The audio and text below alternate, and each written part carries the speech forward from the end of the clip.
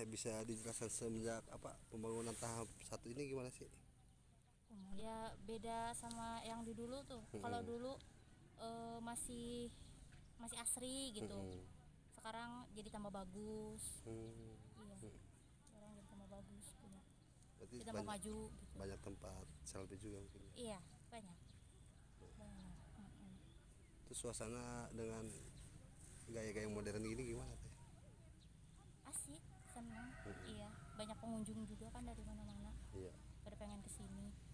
Iya, asik. Dengan siapa teh? Riris? Riris. Iya. Iya. Ya, makasih ya.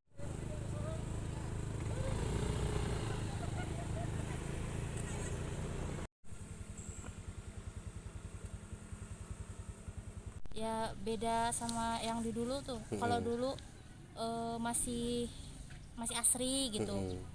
Sekarang jadi tambah bagus. Hmm. Iya, Mm. sekarang jadi tambah bagus punya. Berarti Jadi tambah banyak maju gitu. banyak tempat selfie juga mungkin ya. Iya, banyak. Banyak. Mm-mm. Terus suasana dengan gaya-gaya modern gini gimana teh? Asik, senang. Mm-mm. Iya, banyak pengunjung juga kan dari mana-mana. Iya. Pada pengen kesini. Iya, asik. Dengan siapa teh? Riris? Riris. Iya. Iya. Ya, makasih ya. Bangun tahap 2 gimana Pak? Rencana itu kita bulan sekarang ya, bulan April. Mm-mm. Tapi karena ada pergeseran lelang, jadi diperkirakan sih kita dapat ada SPK pertengahan April. Hmm. Itu mengenai apa aja Pak pembangunan itu? Pembangunan tahap 2 ini lebih ke daratan. Mm-mm. Minusnya adalah tidak dibangunkan untuk penginapan atau cottage. Jadi nanti akan kita dibangunkan ruang pengelola, Mm-mm. terus buat merchandise, food court, terus ruang serbaguna, masjid, dan banyak plaza, taman-taman seperti itu. Itu total anggaran berapa Pak? Sekitar 40 miliar. Untuk teknis pengerjaan gimana Pak? Untuk teknis pengerjaan, jadi kita daratan dulu, eh, karena kita akan menghadapi lebaran. Teknisnya sih harapan dari masyarakat sekitar ini ingin agar kita masih tetap bisa berusaha. Jadi mungkin agar semuanya bisa berjalan, nanti pembangunan itu adalah pembangunan titik-titik tertentu dulu yang kira-kira tidak mengganggu pengusaha agar dapat win solution aja sih itu. Berarti pengerjaan sama pihak ketiga Pak? Pihak ketiga. Cuman PDAO sebagai jalur Pengelola. koordinasi aja. Oh. Pengelola saja sih kita sih. Untuk pengerjaan tahap 1 Pak yang kemarin itu gimana menurut Bapak hasilnya di lapangan atau segala macam? Cukup bagus. Pekerjaan cukup bagus dan apa ya? Masyarakat juga sekitar antusias dengan konsep yang berbeda ya, kelihatannya megah, terus lebih kelihatan rapi, antusias banget sih dari dari pengunjung. Menghadapi bulan puasa Pak, aktivitas ataupun operasional di sini gimana Pak? Untuk operasional di sini sebetulnya kita masih menunggu informasi terkait kapan pembangunan akan dilakukan, karena itu juga akan menyangkut terkait para pelaku-pelaku usaha ini untuk direlokasi. Terus juga kita menyiapkan area mana yang harus kita fokuskan untuk rapihkan untuk persiapan lebaran terutama. Ya sambil berjalan saja sih sepertinya kalau untuk di sini. Berarti masih buka Pak? Masih buka ya. Untuk jam operasional biasa Jam Pak? operasional kita dari jam 8 sampai jam 4.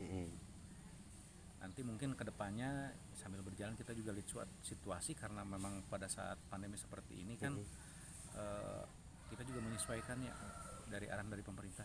Pak, kalau jumlah lapak usaha warga berapa Pak? Lapak usaha itu ada sekitar 16-an ya, sekitar 16-an untuk yang tetap tuh. Tapi kan kita di sini ada yang tidak tetap dalam artian yang pakai gerobak dan sebagainya. Itu kita juga menampung mereka di titik tertentu yang tidak terkesan kumuh lah, kita rapikan.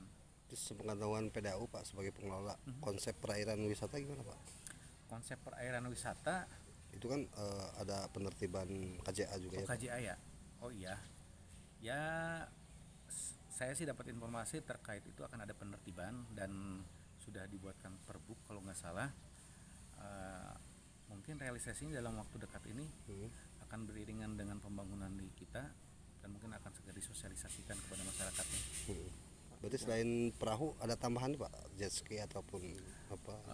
Rencana kedepannya mungkin seperti itu, karena nanti pada saat KJA ini sudah ditertibkan, mungkin ada zonasi air, zonasi wisata, zonasi konservasi dan lain sebagainya. Nanti akan peruntukan zonasi untuk wisata ini ya salah satunya jet ski dan lain sebagainya, mungkin itu akan jadi salah satu masukan untuk pengembangan usaha di kita juga. Pak, ini di luar manajemen Pak, mengenai apa fauna bangau itu Pak? Fauna bangau ya? Iya, itu gimana Pak? Bangau. Bangau itu mereka selalu bermigrasi dan hampir setiap tahun mereka selalu ada. Jadi pada saat air surut biasanya mereka pada datang sini dan mereka berkembang biak di area sekitar wisata. Setelah air mulai naik biasanya mereka entah bermigrasi kemana.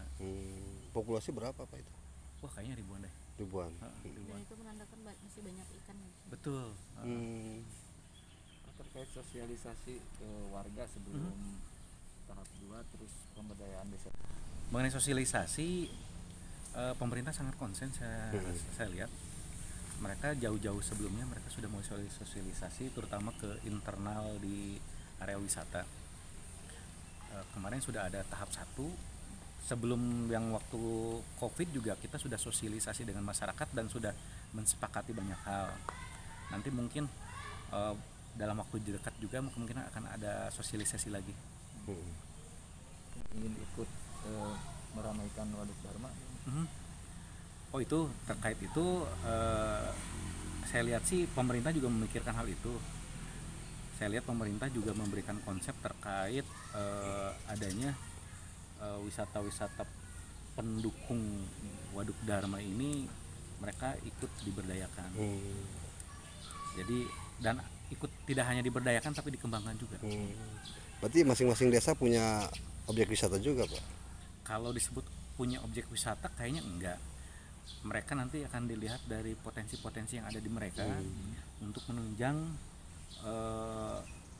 Waduk Dharma sebagai objek wisata yang dibangunkan sekarang ini untuk menunjang wisata inilah. Jadi untuk wisata nanti akan terjadi wisata terintegrasi. Semisal apa Pak? Semisal kalau kita lihat di Ancol ya, kan ada beberapa daya tarik.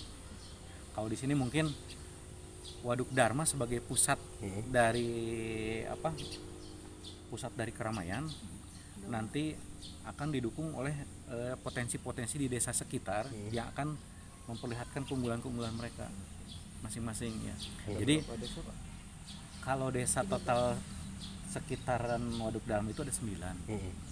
Tapi kemarin itu terakhir informasi ini juga barangkali saya salah sekitar 5 yang akan diunggulkan dari desa sekitar ini sebagai pendukung itunya. Ya. Dan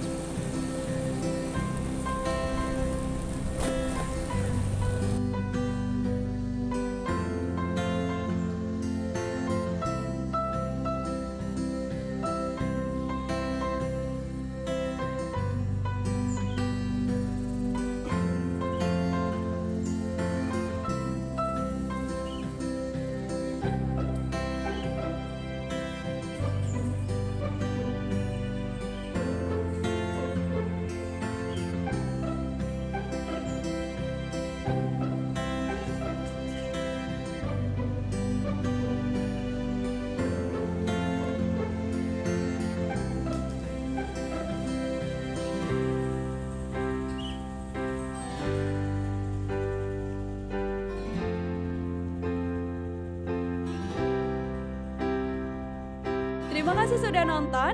Jangan lupa like, subscribe, dan share ya.